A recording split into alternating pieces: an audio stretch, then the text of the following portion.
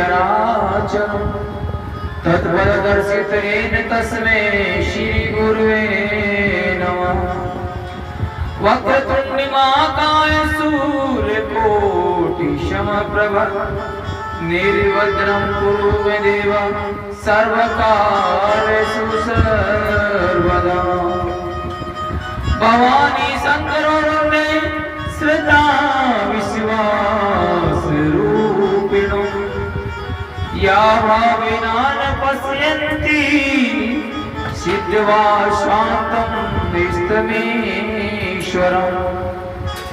शिवेति दयाक्षरं नाम व्याहरिष्यन्ति ये जनाः तेषां सर्वक्षच मोक्षच भविष्यति न चान्यथा।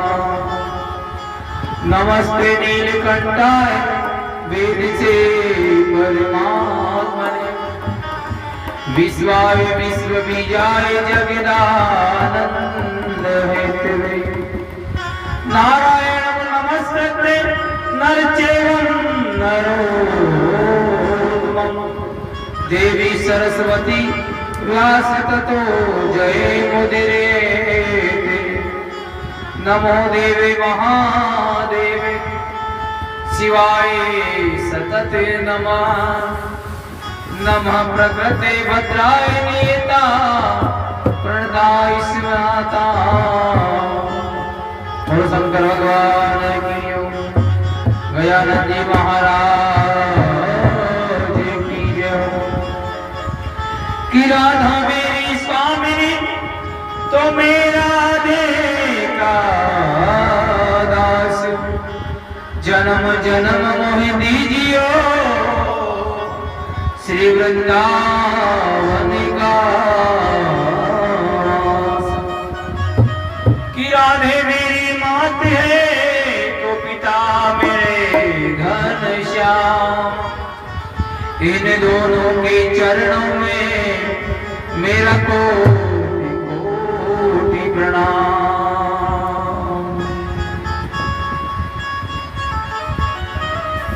तेरा क्या काम किया हमने प्रभु जो मेरा हाथ तूने थाम लिया। जय हो। तेरा क्या काम किया प्रभु हमने जो मेरा हाथ तूने थाम लिया।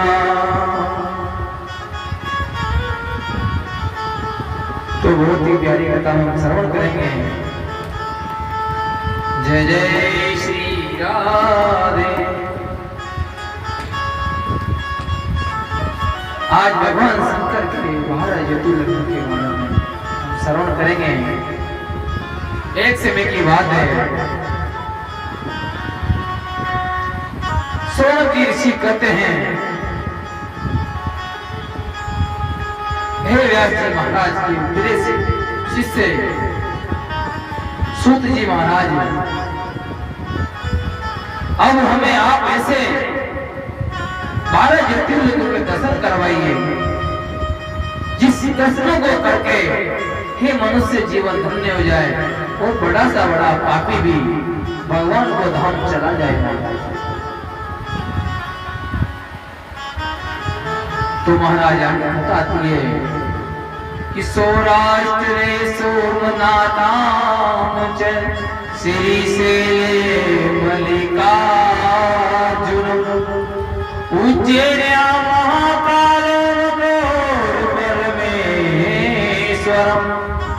केदारे वत्पृष्ठेना किन्या भीमा शंकरम वाराणस्योच विश्वेश्वर त्र्यंबकं गोतमी तटे वेदनादाय चिता भूमो नागेशिदारुकावने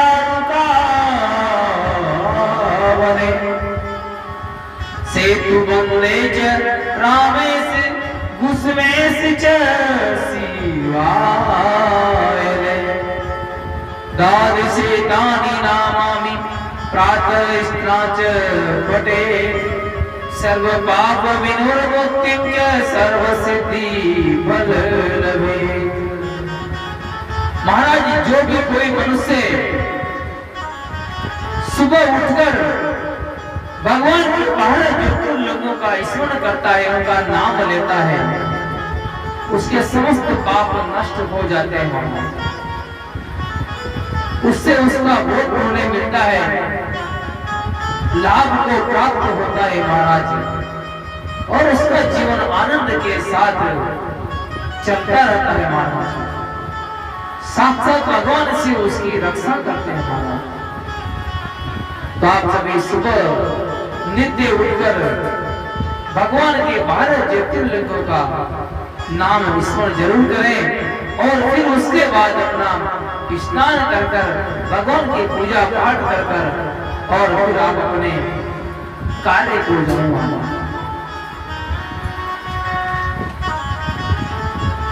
तो महाराज जी पहला ज्योतिर्लिंग सोमनाथ ज्योतिर्लिंग भगवान शिव का पहला शिव अवतार ज्योतिर्लिंग गुजरात राज्य के सौराष्ट्र क्षेत्र में है। चंद्रमा के दुख निवारण हेतु भगवान शिव ने अवतार लिया था महाराज। राजा दक्ष की 27 कन्याएं थी महाराज। वो 27 कन्याएं चंद्रमा को गरी गई। उनमें एक रोहिणी नाम की कन्या जो थी चंद्रमा की पत्नी, चंद्रमा उसे बहुत ज्यादा प्रेम करता था, और सभी पुत्रियां एक दिन अपने पिता दक्ष के पास गई और चंद्रमा की शिकायत की महाराज। चंद्रमा को बुलाकर राजा दक्ष ने समझाया, अपने दामाद को समझाया कि आपके लिए सारी पत्नियां एक समान हैं, आप सभी के साथ समान व्यवहार करें और समान प्रेम करें महाराज। लेकिन चंद्रमा भगवान शिव की माया से मोहित होकर उन बातों को कुछ ही समय में भूल गए और वापिस रोहिणी के साथ अपना विहार करने लगे, प्रेम करने लगे। जब इस बात का पता राजा दक्ष को चला तो राजा दक्ष ने चंद्रमा को श्राप दिया कि तुम्हें कुष्ठ रोग हो जाए, क्षय रोग हो जाए। चंद्रमा को बहुत बड़ा क्षय कुष्ठ रोग हुआ। सृष्टि में हाहाकार मच गया महाराज।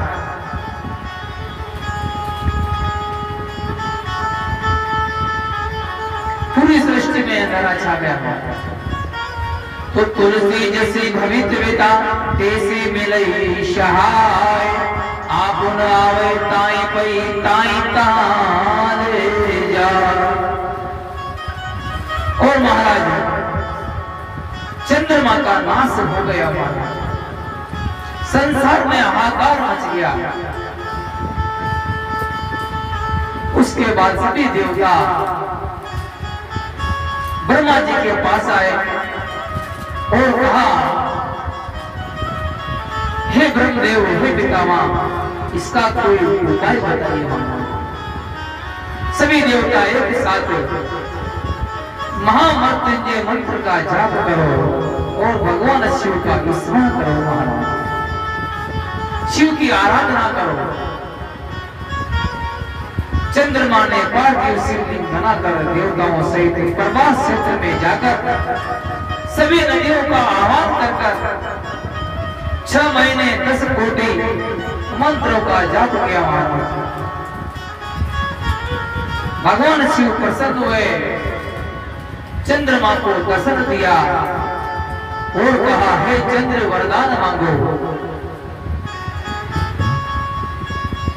तो महाराज शिव जी ने कहा, हे चंद्रमा, तुम महीने के एक पक्ष में तो बढ़ोगे, रोजाना बढ़ोगे, और दूसरे पक्ष में नित्य घटते रहोगे।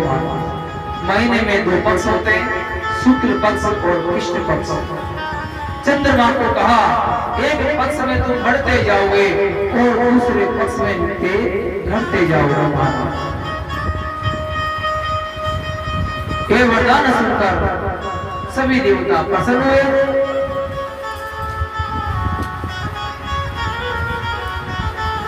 देव देव महादेव परमेश नमोस्तुते उमया सहित शंभो स्वामिन् ईश्वरो भव। हे देव के देव महादेव, मैं आपको नमस्कार करता हूँ। आप इस दुनिया का कल्याण करने के लिए, संसार का कल्याण करने के लिए आप माता पार्वती के सहित यहीं पर स्थिर हो जाओ माता।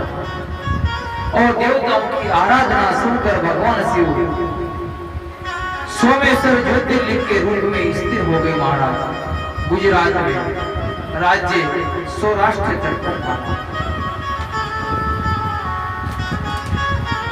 दूसरी कथा आती है ज्योतिर्लिंग की, मल्लिकार्जुन कथा। आंध्र प्रदेश के कृष्णा जिले में श्री शैल नामक पर्वत पर ये मल्लिकार्जुन ज्योतिर्लिंग स्थित है।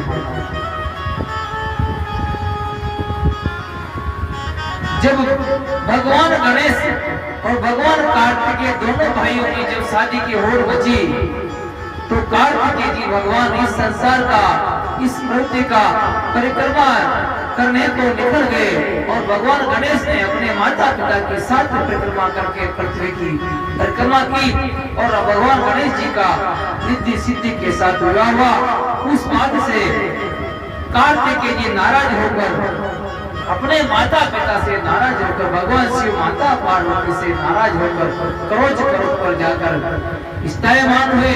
और जब वहां पर माता पार्वती और भोलेनाथ उनको मनाने गए तो वापस नहीं आए।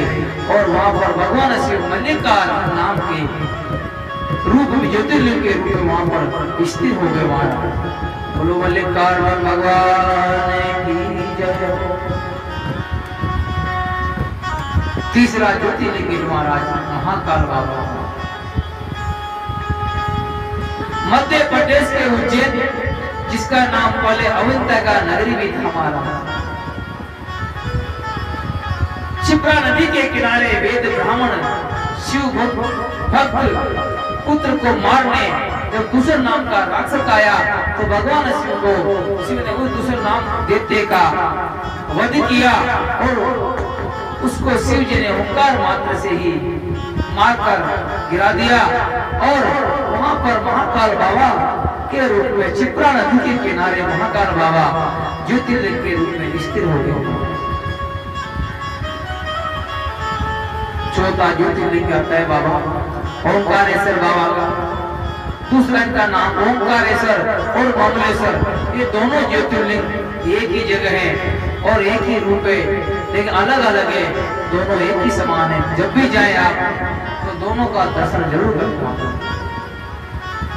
मध्य प्रदेश के खंडवा जिले में नर्मदा नदी के तट पर शिवपुरी नामक द्वीप पर ओंकार क्षेत्र में दो रूपों में स्थित है महाराज। ओंकार नाम का ज्योतिर्लिंग सभी मनोरथ को पूर्ण करता है महाराज, सिद्ध करता है महाराज। पांचवा ज्योतिर्लिंग महाराज केदारेश्वर ज्योतिर्लिंग। उत्तराखंड राज्य के रुद्रप्रयाग जिले में हिमालय पर्वत के गोद पर ये विष्णु के अवतार नर नारायण द्वारा हिमालय पर पूजा जाता है। और वहां पर भगवान शिव केदारेश्वर नाम के रूप में, ज्योतिर्लिंग के रूप में महाराज स्थिर हो गए महाराज। वहां पर भगवान शिव सभी भक्तों के काज दूर करते हैं।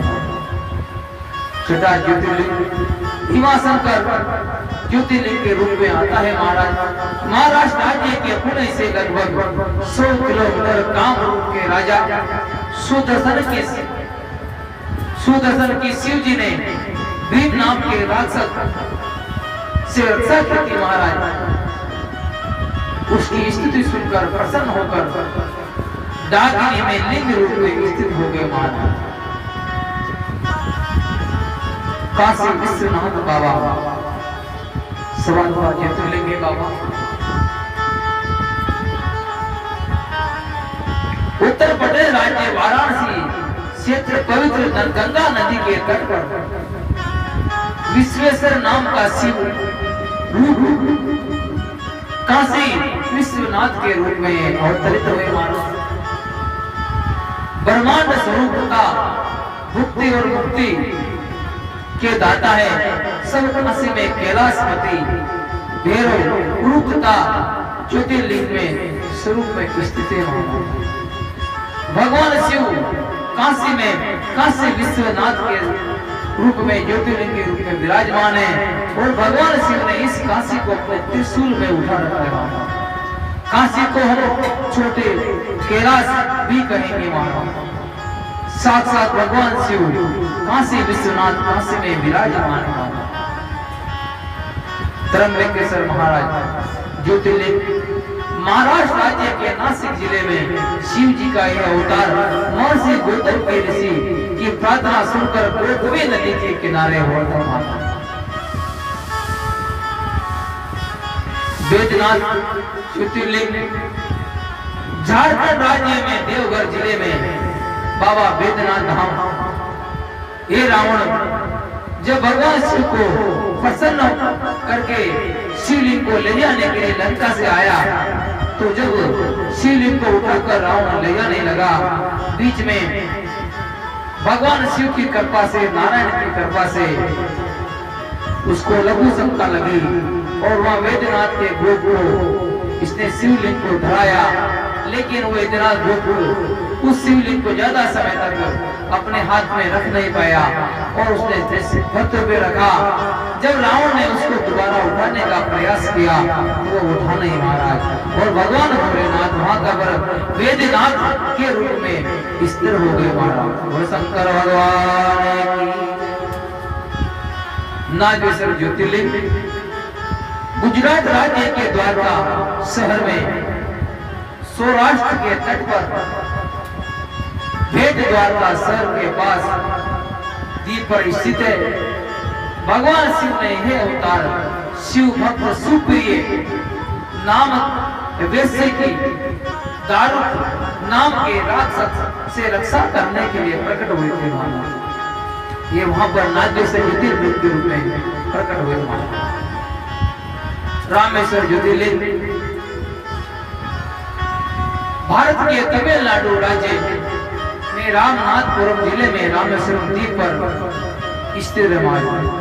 भगवान राम जब अपनी पूरी सेना के साथ माता सीता का पता लगाने के लिए जब लंका पर चढ़ाई करने जा रहे थे, वहां पर राम सेतु का निर्माण हुआ और राम सेतु का निर्माण करने के बाद भगवान शिव ने भगवान राम ने भगवान शिव को याद किया, अपने आराध्य को याद किया और जीत लंका पर विजय पाने के लिए, वरदान पाने के लिए भगवान राम ने रेत का बालों का शिवलिंग बनाकर भगवान भोलेनाथ का पूजा अर्चन किया और भगवान भोलेनाथ ने प्रसन्न होकर विजय का वरदान दिया और वहां पर रामेश्वर नाम ज्योतिर्लिंग के रूप में प्रकट हुए। बोलो रामेश्वर ज्योतिर्लिंग भगवान की जय। बार ज्योतिर्लिंग घुश्मेश्वर ज्योतिर्लिंग के नाम से आता है महाराज। महाराष्ट्र के औरंगाबाद जिले में दौलताबाद से 11 किलोमीटर दूर विरुल गांव में स्थित है। भगवान का यह अवतार दक्षिण में देवशेर के समीप सरोवर में हुआ था महाराज। शिव भक्त कुष्मा के पुत्र सुदेहा द्वारा मारने के कारण हुआ था। शिव ने उस सुदेवा पर कृपा कर कुष्मा के पुत्र को जीवन दान दिया। एक ऋषि की पत्नी थी, उसका नाम था सुदेवा। उस सुदेवा के पति जो ऋषि थे वो भगवान के बहुत बड़े भक्त थे। सुदेवा नाम की के मन में आया कि हमारे भाई पुत्र हो, लेकिन वो पुत्रहीन थी। उसने अपने पति से कहा कि मुझे एक पुत्र की जरूरत है। भगवान भोलेनाथ से अर्चन किया, पूजा किया, लेकिन सुदेहा मां नहीं बन सकती थी। उसने पुत्र के मोह में उसकी बहन कुष्मा से उस अपने पति का विवाह करवाया और पुत्र के लिए भगवान शिव की आराधना करके कुसुमा के पुत्र हुआ। पुत्र होने के बाद बड़ा बड़ा हुआ, खेलता हुआ बड़ा हुआ। सुदेवा उसे बड़ा प्रेम करती थी, लेकिन उसकी शादी होने के बाद सुदेहा के मन में कपट जागा और सुदेहा ने उस पुत्र को रात में शयन कक्ष में जाकर मार दिया और मारकर उसको एक सरोवर में जाकर फेंक दिया। जब सुबह कुसुमा उठी तो उसने भगवान भोलेनाथ का पूजा अर्चन किया, पार्थिव शिवलिंग बनाकर उसका पूजन अर्चन कर रही थी। उसके बाद उसके पुत्र की पत्नी ने कहा, माँ यहाँ मेरे पति देव नहीं है, किसी ने मार दिया है। जब कुसुमा पार्थिव शिवलिंग का पूजन करके उसको पास के सरोवर में जाके जब उसका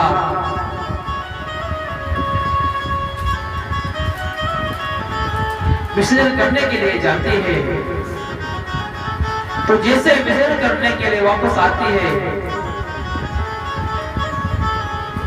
तो वहां पर वो उसका पुत्र को देखती है।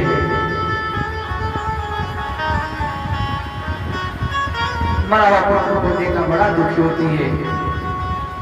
भगवान भोलेनाथ वहां पर प्रकट होकर उस पुत्र को जीवन दान देते हैं और भगवान भोलेनाथ कहते हैं, मैं सुदेवा को इस पाप की सजा दूंगा।